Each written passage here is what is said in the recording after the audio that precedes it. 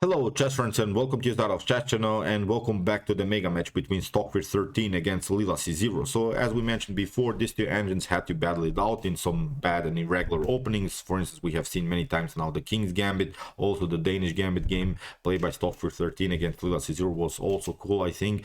Now it's time for the sharpest of all Sicilians. It's of course the Najdorf Sicilian. This game I think will show basically the top engine revolution in chess, because there are particular lines which in my opinion I used to think they were good. So I thought that maybe a particular line that you see now in the Najdorf Sicilian is perfectly fine, but actually this line is a disaster. And when I was 8-9 years old, as I said, I learned about this particular line and I thought, okay, when this comes I'll play this, no problem there, so I can move on with the bishop pair. I have a perfect position, but actually if I would have continued like this, then my position would be simply a disaster. And I think Stockfish 13 will prove also in this particular game that simply the activity of white pieces is simply too much to handle, although you're giving basically your bishop pair up in an early stage of the game. So that's why, as I said, the revolution and the evolution that Stockfish and these other engines made in the chess world, I'm not sure if I should be worried or should I be happy, because I know more now about chess. But as I said, these engines are showing us the new direction in chess, that basically you should avoid particular lines of particular openings. At least you can prepare, at least you know what's wrong. So that's why you see you can be the judge of this particular line. In my opinion, I will never play this particular line that Lila C0 had to play in the continuation of the game. So let's check out now the game. E4 played by the fish. We have C5, knight to F3 D6, C takes D4, knight to D4, knight to F6, knight to C3, and A6. We have the Najdorf Sicilian. So this the main line, of course. Now bishop to G4 and now E6, building this chevening structure. We are flexible here in the center from black's perspective. We can play E5 or D5, bishop to E7 can happen. Of course, if you try H6, then many times you'll see this idea, bishop to F6, and then something like G takes F6. Of course, the pawn structure is a little bit messed up, and I think white has again a much better position. But okay, the prearranged line was now the move E6, F4, and the last prearranged move was now the move B5. And okay, when I learned, as I said, when I learned about the Najdorf Sicilian, I was around 8-9 years old maybe. When I learned about the Najdorf Sicilian, I thought after the move E5, I thought always that after d takes e5, f takes e5, queen to c7 is the perfect move, but actually it's a +1 position already for white. And you know, when Stockfish has a +1 position, Stockfish brutalizes immediately from an early stage of the game every opponent. So after move queen to c7, I used to know about this line after e takes f6, that you can play queen to e5, counterattack, and you can also take out the bishop on g5. And there are not many games. For instance, we have here Wang Hao versus Hikaru Nakamura lost here with the black pieces. We have Peter Leko against Vasily Ivanchuk, Mikhail Tav, Lev Polgaevsky. So really the top grandmasters used to play this particular line, but actually it's a disaster from move, I don't know, let's see, move 10, and black is already in serious trouble, because okay, with the move queen to e5, you can of course take out the bishop, but the main issue is still this pawn on f6, and that's why here Stockfish played now kingside castling immediately.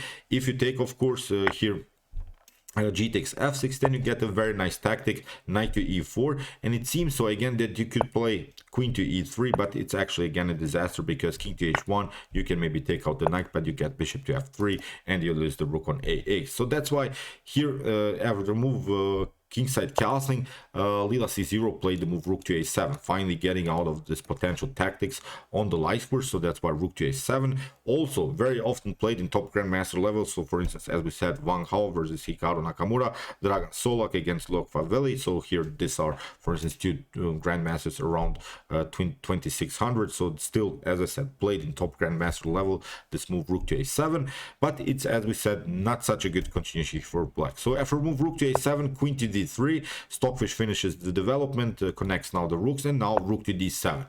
So far it seems so that Lila C0 has defended this position. The rook is in front of the king. At least the rook is protecting something. What we want to do now is, of course, to develop our dark bishop somewhere and finally secure the king by castling. So G takes f6 instead of this move rook to d7 is not working. Again, this move knight to e4 is simply too much to handle. You get in too much trouble here. Knight to f6, and the king can never castle with these two knights, with the activity, potential rook activity by the rook on e1, rook on d1. I think black is again simply tactically lost. So queen to d3, as we said here, rook to d7, knight to e4 attacking the queen, queen to e5, and now knight to f3. Great maneuver here by Stockfish 13 and counter-attacking against the queen. The queen on d3 is also hanging, but actually you cannot take the queen. That's the main issue, because after rook to d3 you get, of course, knight to e5. The rook has to retreat. Let's see the possible continuation. Maybe rook to d8 can happen, but now again f takes g7, bishop to g7, and now knight to f7. You get simply the fork. A more accurate approach would be here in this particular line, for instance, to move rook to d4, but again it's a disaster, because again f takes g7, bishop to g7, and now knight to f7. And if you take, for instance, the knight here on e4, then you get knight to d6, the fork, and you simply lose the rook. So black will lose too much decisive material, and it's simply a lost game. So as we said, after the move knight to f3, taking out the queen is not an option here. Queen to c7 had to be played by Lila c0, and now queen to e3. Queen to a7 played by Lila c0. It seems so that Lila c0 is now solving all of the tactical problems, because trading off the queens when you're a little bit attacked is perfectly fine. It's a perfect idea. Of course, after queen to a7, rook to a7 was played by Lila c0, but now Stockfish again pushes further the position here. Knight to g5, attacking now again the f7. The f7 is, I think, the main weakness now, because if you try this idea h6, maybe to kick away the knight, it's not so good. Still we have counter-attack possibilities here for white. F takes g7 can be played, bishop to g7, and again this idea knight to d6, and then you simply lose the f7. We can take out with the knight, we can take out with the rook. So again, it's simply a lost game for black. So after move knight to g5, here g6 was played by Lila c0, passing through. Of course, this is now very annoying pawn, but at least we didn't take out the pawn. We didn't invite this knight to come into the game. It's a much better position already for white, because at least we have provoked some weaknesses. This, as I said, this pawn is simply so annoying. I would not love to have this position from black's perspective. The knights are dancing around white, black's king. The bishop's activity is still perfectly fine. We can occupy the d file, so simply too active play here for white. So after move g6 c4, so you see Stockfish is simply continuing the attack, pushes wherever it's possible, on the queen side, on the king side, in the center of the board. So after move c4 h6, counter attack by Lila c0, we have knight to f3, bishop to b7, and you know the basic Stockfish rules. Stockfish never retreats. After move bishop to b7, Stockfish plays again a great knight sacrifice, knight to e4. So really wild stuff. What to say here, you have to accept the challenge. I think after bishop to e4, now comes the move, the stunner, rook to c1. The threat is, of course, here rook to c8, and you get the attack against the knight on b8. The problem is now the b5 pawn is taking over here. The pawn on b5 is controlling the potential escape route for the knight. If you try, of course, knight to d7, then you get simply rook to c8, you get checkmated. So that's why here after move rook to c1, here in the continuation rook to a8 was played. So now again the rook is very passive. So you see many rook moves for Lila c0 in an early stage of the game. You could maybe try here bishop to f3, but it's not so good. It's a bad choice here for black, because you get simply rook to f3, and maybe you can try here bishop to d6 in order to develop somehow to finally secure the king by castling. But again, you get simply this idea rook to c8, and even if you play something like rook to d7, maybe to after potential rook to c8 to cover somehow with the move rook to d8, it's again not so good. You get simply b takes a6, and if you try now finally to develop the dark square bishop, now you get a great deflection motif again, a7. A7 is a great move. You have to take it out now, and you get simply again rook to c8. The rook gets deflected from d7. You cannot cover the back rank, and you lose the rook simply on h6. So really beautiful attack by Stockfish 13 so far. As we said, after the move rook to c1, here Lila c0 didn't take out the knight, didn't play a bishop move, played now rook to a8, retreating, and now rook to c8 anyway, king to d7, and now rook to c4, attacking the bishop. If you try here bishop to d5, it's not so good because you get knight to e5. Knight to e5 is very tricky. If you get the king, of course, to e8, then you get checkmated. And if you try maybe something like king to d6, then again you get the fork on f7, and when you give up the bishop here, maybe you can again retreat. We can simply takes, and here after bishop to c4, bishop to c4, this is now a very annoying pass pawn. This is a weak pawn. Even if you take bishop takes b5, comes with a check. So here the engine gives an advantage of +5 for white. So that's why here after move rook to c4, bishop to f3 was played, and actually the problem is now you cannot take with the bishop. Bishop to f3 is not so good here for white, because you get 8xb5. Then you could maybe try rook to d4, but now king to c7, and you can maybe try to take out the rook, but the problem is now you get also a counter-attack. So it was also great, I think, tactical preparation by Lila-c0.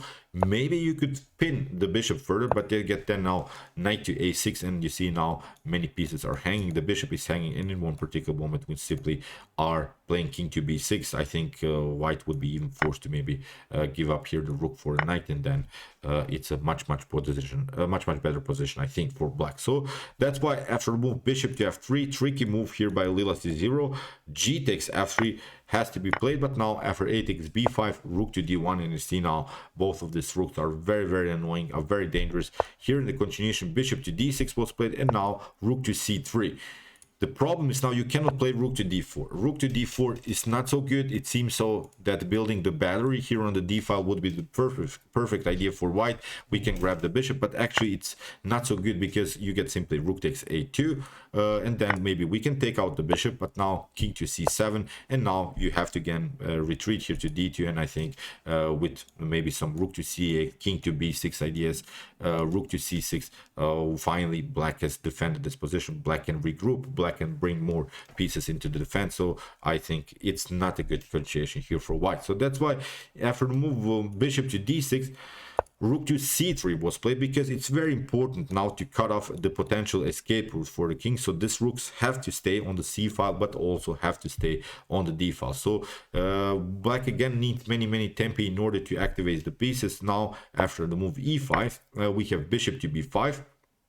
You cannot actually protect this pawn, even if you try, of course, rook to a5. You get simply here b4, no bishop's activity possible here, so you have to move the rook, and again you lose simply the pawn. So this pawn is hanging, so that was the main tactical goal here of Stockfish. After move e5, we have bishop to b5, king to e6, and now bishop to c4. King takes pawn on f6, but now again Stockfish managed to get this piece back, and now after move rook to d6, it's again a much better position for white. Here these two connected pawns are I think simply too much to handle, although the material is about equal, because 4 versus 2 pawns Lila-c0 has here on the king side, but these are very immobile pawns. You cannot create a pass pawn, at least not immediately. You need, I think at least like 10 moves or something in order to create somehow here a pass pawn. Meanwhile, white will push, of course, the pawns here on the queen side. These are now 2 connected mobile pass pawns. This is really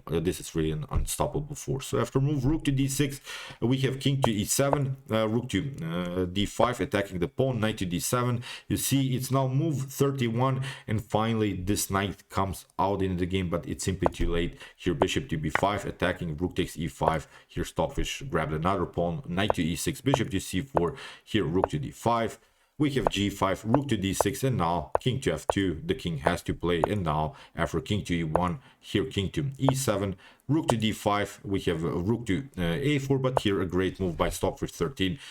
Playing the move b4, of course, cutting off the connection between the rooks, and the b4 pawn is advanced. It's still connected, and also the a3 is protected. So it's a great compact setup here by Stockfish 13. So rook to a8 had to be played, and now a rook to d2. We have g4, we have b5. pushing the pawns further. You have to push your pawns when you have a situation like this. You have to deflect many pieces now to the queen side. The pieces are getting more and more overloaded of blacks here. The pawn on b5 is now very annoying. After move rook to c5, here Stockfish played king to f2, simply protecting the f3. Even if you try here g takes f3, it's not so good. You can play simply rook to b2. Even if you try to, for instance, build a fork, it's not a problem. Still, we can push the pawn here to b6. Trading off is not an option because you get simply b7 and no activity here for the rook. No, the rook can never catch up with the pawn. So that's one of the main tactical threats that you have to notice in this particular endgame. When the pawn comes on b6 here, for instance, b7, and I think on b8 it can be also promoted. So black has to be careful here. So after move b5, rook to c5, king to f2. King to f6, now rook to d5, a good choice I think to trade off more rooks. So but here rook to c8 played by LilaC0, rook to d3, here rook to d6, and again simply playing a little bit with the king. And now after king to e2, again the same idea, we want to trade off the rooks. Here after move rook to e5, king to f2, knight to g5, rook to e3, we have now knight to e4, but a great move here by Stockfish 13. Rook takes e4, after rook takes e4, here the fork, again the check, king to e3. Now here's LilaC0 is trying to connect the rooks, tries to protect position, but as we said, the main tactical goal here is to move b6. We have rook to f6, simply pushing the pawn further, and now rook to b3, great move. You have to trade off the rooks, or you have to give up the rook for a pawn. If you trade off, of course, the rooks, then you can again not catch up with this pawn on the b file. So that's why after move rook to b3, rook to b7, rook takes b7, we have king to d6, and now another pawn is taken here. Stockfish simply advances the king, and now when we take out the pawn, of course, on h4 it's completely winning. So here rook to f2, we have bishop to e2, rook to a4, bishop to g4, rook to a5, and now it was a huge blunder here by LilaC0, getting the rook on the same rank like the king. But again, even if you try something else, that's not the problem. Simply we're taking out here the pawn. The problem is the king is cut off here. We're simply playing king to g3, and we can push this pawn further. So as we said, it's completely winning endgame here for white. So rook to f5, here LilaC0 took, pardon me, Stockfish took, and now simply playing with his bishop, building down now this setup, and checkmate here on b8. So as I said, great game by Stockfish 13. Let's go back to this critical moment of this particular line. I think, as we said, here after f takes e5, we have talked about this idea queen to c7. In this particular position, it's already +1 for black, and I think Stockfish proved that it's not such a great line. The activity of the knights in the center is too much to handle. So here e takes f6, queen to e5, bishop to e2, and now castling with this potential knight to e4 move, bishop to f3. We have seen also this rook on the c file, c4. Too many tactical possibilities, I think, for white, and LilaC0 got punished in this particular line. So okay, I hope that you enjoyed this game. I really enjoyed it a lot. Interesting lines of the Najdorf Sicilian. If you want to see more games like this, check out my commented chess games played by computers. Here's the link of our series with so many great games from the past. And if you want to see the humans battling it out in their best chess games, check out my best chess games of all time series. Here's also the link. And if you like this content, don't forget to subscribe to my channel. See you soon with some more videos, and chess is the best, of course.